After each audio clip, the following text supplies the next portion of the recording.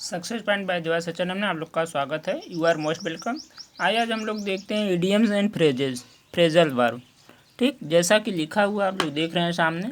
प्रत्येक भाषा में अभिव्यक्ति की कतिपय विशेषताएं होती हैं। इन विशेष अभिव्यक्तियों का प्रयोग उस भाषा में पीढ़ी दर पीढ़ी होता रहता है, यहाँ तक कि उस भाषा में इन्हें स्थायित्व प्राप्त हो जाता है। ऐसी अभिव्यक्तियों की इडियम्स या मुहावरे कहा जाता है। इनके पीछे कोई तार्किक आधार नहीं होता।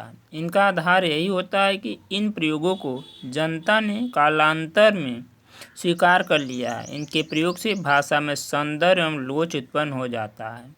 इस अध्याय में कुछ महत्वपूर्ण इडियम्स एंड फ्रेजेस का उल्लेख किया गया है। ए पर देखिए स्टार्ट है। कंटिन्यू आप लोगों को ऐसे जो है इसमें इडियम एंड फ्रेजेस जो है पढ़ाते रहेंगे।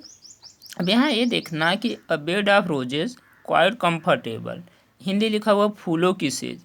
ये सेंटेंस जो बना हुआ है तो अपने तरीके से स्टूडेंट बना लेंगे, चाहे ईपी बोर्ड हो, आईसीएसई बोर्ड हो या सीबीएसई बोर्ड हो। लेकिन कंपटीशन हमारा आ रहा है जो अ बेड ऑफ रोजेस दे के 4 ऑप्शन ABCD दे रहा है, उसमें क्वाइट कंफर्टेबल है या कोई उसी से मिलता जुलता उसकी सिनोनिम्स है। ठीक, तो इसी तरीके से हम लोग आगे जो पढ़ेंगे कंटिन्यू, ये तो अभी हम दिखा दे रहे हैं किसी बुक का है, तो इस तरीके से हम लोग खाली पढ़ेंगे आल इन आल, तो इसकी दूसरी मीनिंग पढ़ेंगे होल एंड सोल, पूर्ण स्वामित्व, या हिंदी दूसरा होता है सर्वे सर्वा। फिर अगला है आल and sundry, every one without distinction, बिना किसी भेदभाव के।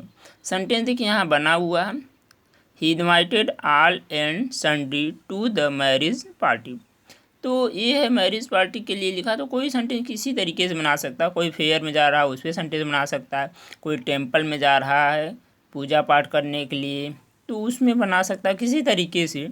तो यहाँ जो है सेंटेंस बनाने का हम लोग जो है नहीं रखेंगे या सेंटेंस प्रयोग हम लोग नहीं करेंगे, केवल इसका वर्ड मीनिंग देखेंगे कि इसकी जो है इडियम्स की मीनिंग जो है दूसरी इंग्लिश वर्ड मीनिंग क्या हो रही है।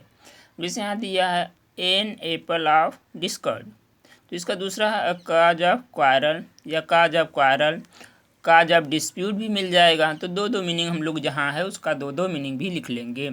ठीक है, जैसे काज ऑफ क्वारल है झगड़े की जगह, तो ये है कि डिस्प्यूट भी है लिखा है, कहीं काज ऑफ डिस्प्यूट लिखा है, तो बोथ आर राइट। नेक्स्ट देखते हैं 5th नंबर एबव बोर्ड, तो इसका मतलब है ऑनेस्ट एंड फ्रैंक, ईमानदार तथा स्पष्ट। और कहीं कहीं एबव बोर्ड का केवल जो है ऑनेस्ट लिखा तो वो भी सही है, बोथ आर राइट। अब सेंटेंस बनाने के लिए हम लोग एक तो पढ़ लेते हैं, लेकिन देखिए लिखा है he is always above board in his dealing with his customers, हमेशा अपने जो है ग्राहकों के साथ जो है ईमानदार तथा स्पष्ट व्यवहार करता है। ठीक है, तो इस तरीके से हम लोग कंटिन्यू और आगे बढ़ते रहेंगे।